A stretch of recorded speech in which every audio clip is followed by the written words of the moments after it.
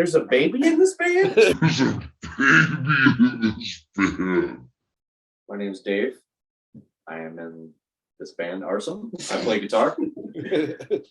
My name is Dave. I play guitar as well, and I sometimes yell. My name's Puma. I play bass in this band.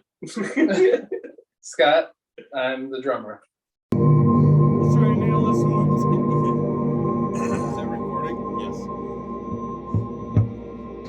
Okay. So, how did you guys all meet? How did you find each other? How did we get Arcem as what we know it right now? So Dave and Puma have known each other, how long now? Like 2 or 3 years. Well, probably Like 20 something years. yeah. And they used to play music with my brother way back in the day, early 2000s to 2015, Yeah. I want to say. Any So bands you want to name drop?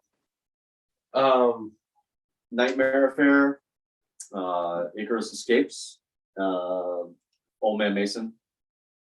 And I've known these guys for that span of time since then. And then Dave and I had always talked about getting together to play music. And it wasn't until the beginning of 2020 when he came and saw my band at the time, Hepper. That was our last show. Little did we know, before the world, fell apart, that him and I talked about getting together and playing music. And then after that, it's when we started to build on this. Where was that last show at for you, babe? Our last show was at Franklin House here in Valpo, and Okay. Cool place, man. yeah, I tell you, man, it's one of my favorite places to play. Even though It's one of the last places left in Northeast Indiana too. Like there ain't nowhere. There was a bar in Crown Point, Indiana that would have shows, but they're having some issues where the owner of the whole strip of the building is looking to sell it. So the owner hasn't been paying the entertainment insurance. So there's been no shows there, no nothing. And yeah, Franklin House is really the last one left now at this point. Well, Franklin House, from my perspective anyways, is a pretty rad venue and has some really cool vibes when you walk in. And I like how they split it apart. So people that just don't like whatever's going on Right. still have a drink. That's always key. You know what I mean? Yeah. That's very helpful for bands as well to keep the bar sales coming in for the venue. So Absolutely. yeah, So yeah, a little bit. And then, Scott, yeah. My brother played drums for them also when they were in Old Mason. older brother or younger brother? Older brother. Okay. And, All right. 'Cause I saw a baby a second ago. I didn't know if that was your brother or not. So the first time we all kind of talked about playing music together was we played the first dance at my brother's wedding together, me, Dave, and Puma. Yeah. And we exchanged phone numbers then. The Cure love song. Yeah. So you guys have a lot of material that hasn't been put out or has yet to be put out. Yeah, we have our whole record worth of songs pretty much done. Do you find it pretty easy amongst the four of you to come to cohesion and find it? You know what I mean? Find that groove, find that click. most of the time it's not, seeing as though we're all kind of on the same page. Sometimes it may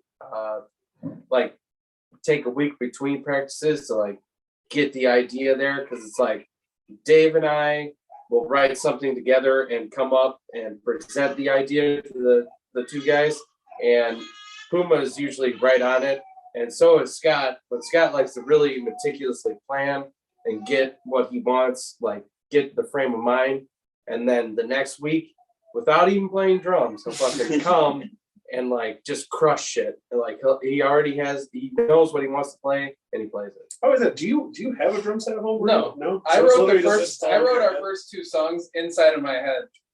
Singing And one of them was 15 minutes long. yeah. So Scott, with that being said, do you just listen to it and hear it over and over and then formulate what you're gonna play in certain spots, and then when you actually hit the skins again, it's okay, it is what it is? Or how, Yeah, how it's does that sort work? of like the idea of meditation. You know what I mean? You imagine yourself in a situation, and then when you're actually in the situation, you've already been there. So when I listen to it, I'm also playing drums inside of my head, and then when I get there, it's like I've already been practicing it because I kind of was, just not physically. So it sounds like you guys have sort of quickly figured out how to write. What other roadblocks or issues have you stumbled across as a young up and coming band coming on? Granted, you've had experience in the past, but like this is a whole new project. This is a whole new thing. What have you struggled with? What are the things that are like annoying, driving you crazy, that type of thing? Well, there's two of them that come to mind. One would. It's not even that though. It's just that these two guys work big boy jobs, factory jobs. So it's like it's hard for all of us to get on a set schedule. Excuse me. Most of the time that we do get together, it is every Sunday, and we can bang out whatever we're trying to do that day. But other times it's hard to get everyone in the same place. The second of which would be transporting the fucking copious amount of gear we have. That is really a thorn in our paw right now because So you guys have a lot of gear, you say? Yeah. we have too much gear for our own good. I've seen it. I know. That was very like sarcastic. Is two things. The alarm code with Dave and I was in the Old Man Mason band that we had. We were just a three-piece. So we needed to fit. We felt like we needed to fill up a lot more space, sound space, yeah, sound wise. That and of course looking cool. And so me and Dave have kind of always had a lot of stuff for many years now. We've just kind of upgraded the quality of the gear that we have. Puma, what are you using right now? The setup in this band, I have a Varellin meat smoke that goes into a 415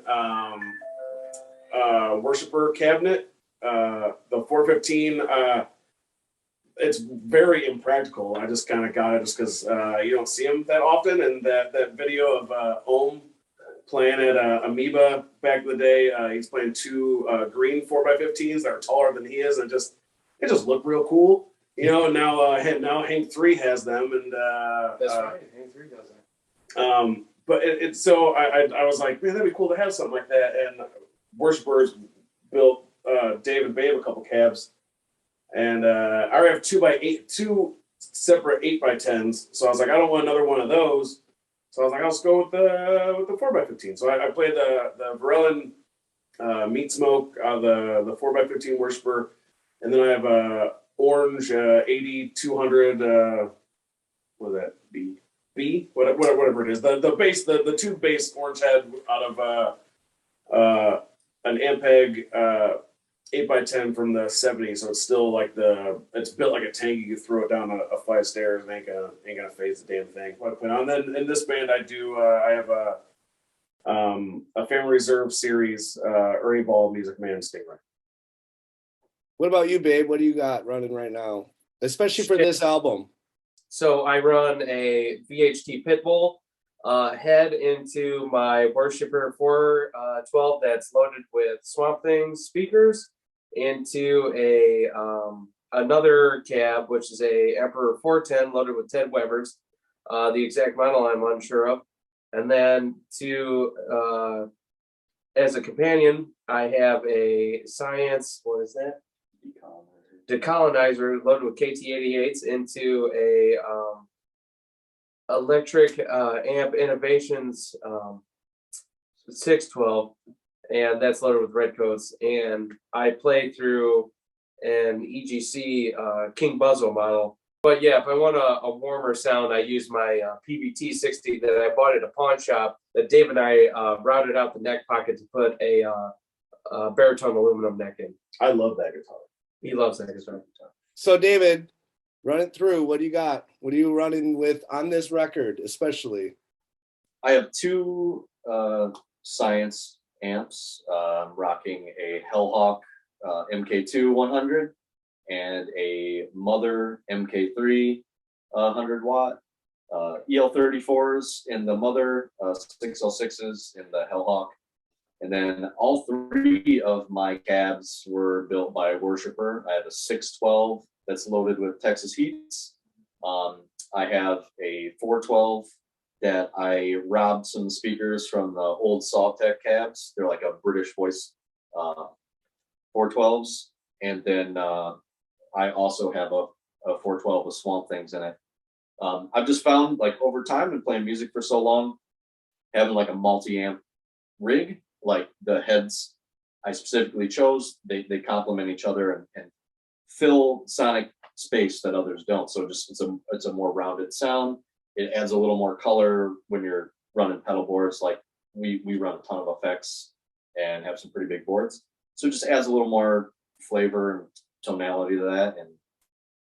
And yeah, so And ultimately, during 2020, when there was a ton of downtime because no one could go out and do anything, Dave and I experimented a lot with just how both of our rigs sound and how complementary they could be with each other.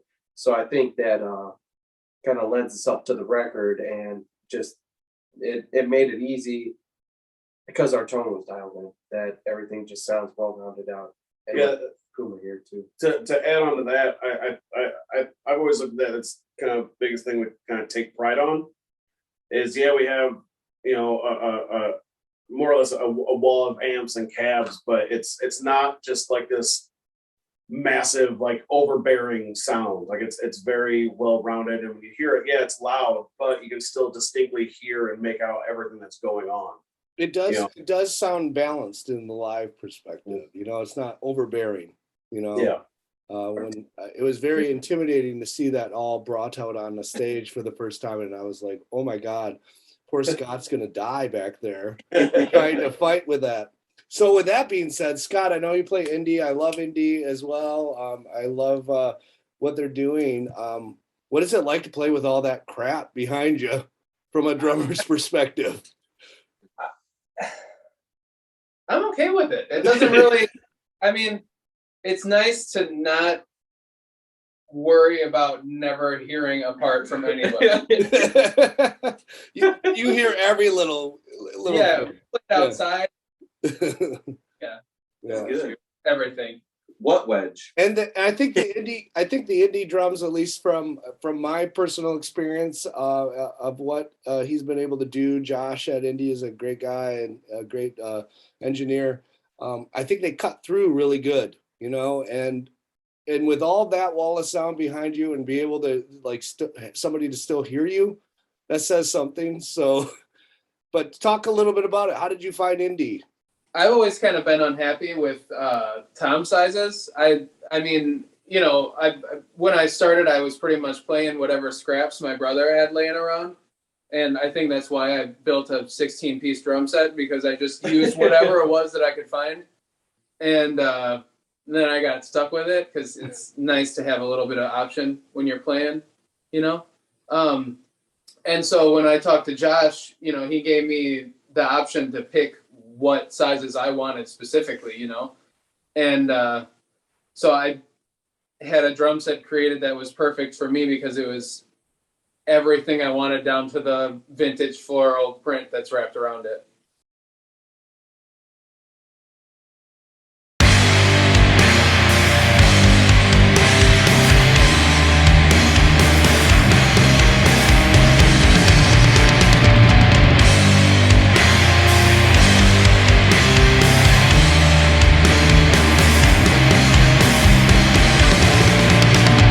Yeah.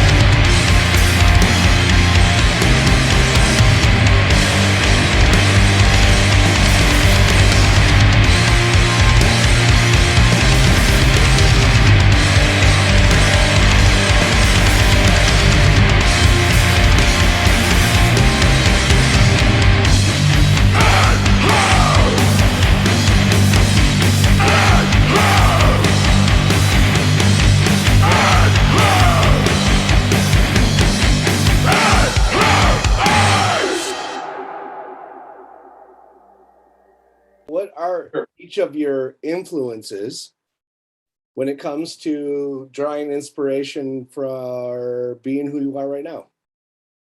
Scott, go first. We'll work down. Yeah, Scott, go first. Think of my answer while you guys are talking. Well, I frequented the Eagles Club in Lake Station, Northwest Indiana. When my brother played in Out for Blood and Send the Dawn and Doc Holliday and all that stuff. And so I was there watching everybody, standing on the shoulders of giants and Exotic Animal Petting Zoo and all these bands that had good drummers. And I mean, I've always been into classic rock myself. I listen to a lot of Jimi Hendrix and, obviously John Bonham, is like the easiest, most boring fucking answer anybody can give you, but he was a great drummer. And so I, John Bonham, and he's cool. So yeah, okay. So yeah. So some Led Zeppelin and some Jimi Hendrix and what else shaped who you are now? Nirvana. I mean, I listened to Lamb of God like crazy when they came out, honestly. So Chris Adler was another big influence in my early drumming, days. Not so much anymore, but he had his time and place where it was a necessary, addition to my skill set, I guess. Listening did. The Dillinger Escape Plan, obviously they've gone through several drummers, but I mean, I love that band. Chris Name. They're incredible. What about you, Puma? You gonna say Les Claypool and Geddy Lee? I'm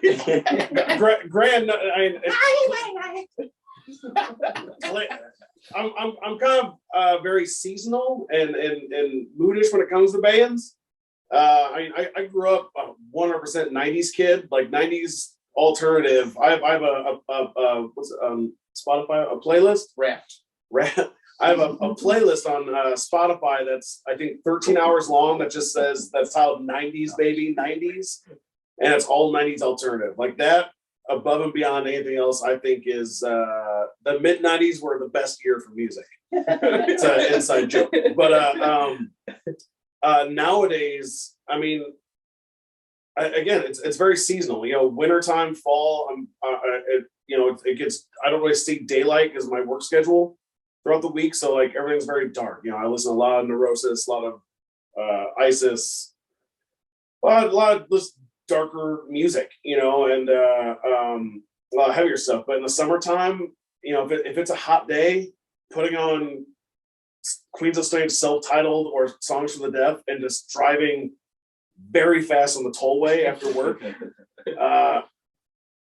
it's just I think everything Jack White touches is gold. When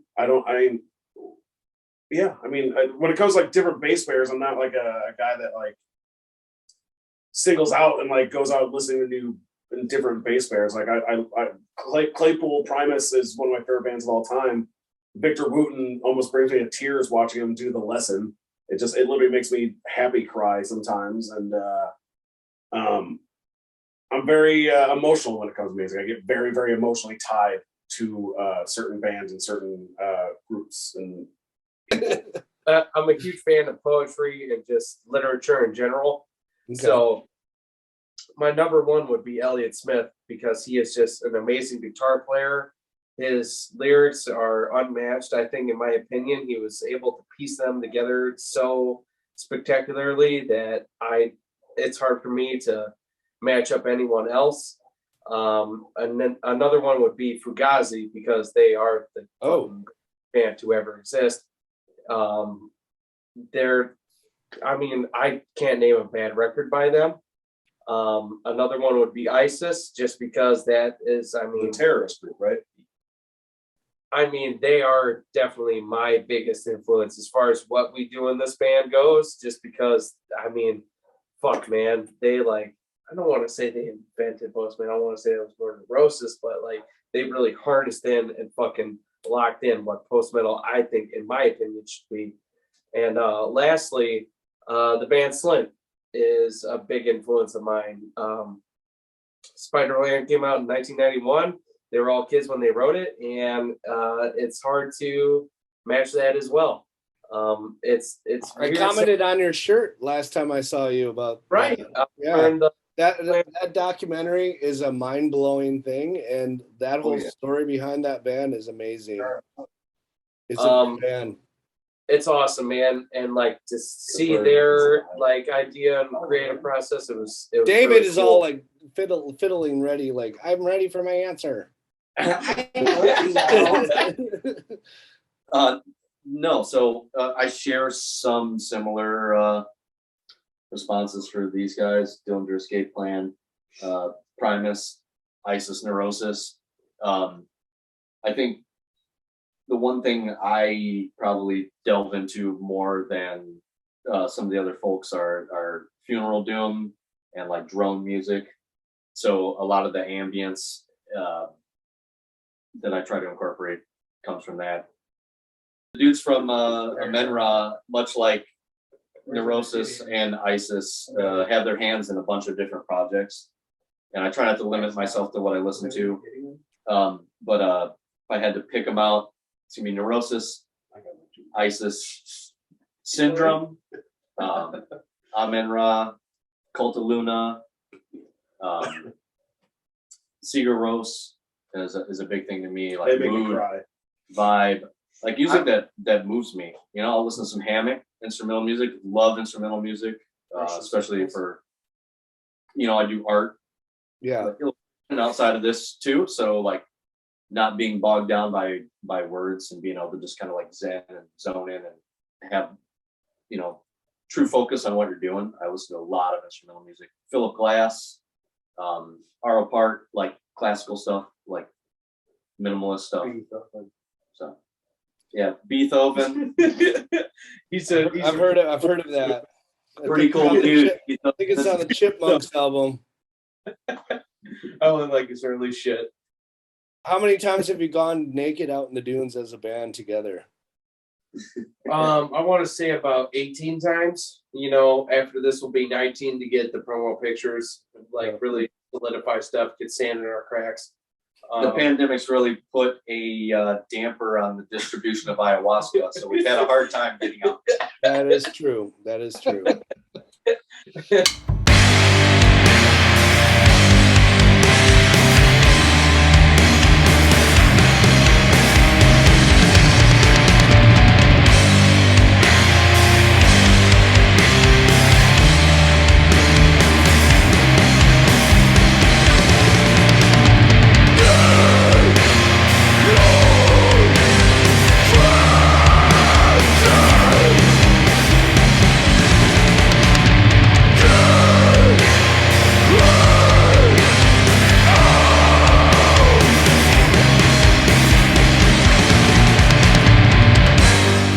Anything in general that you would like everybody to know about Arcem?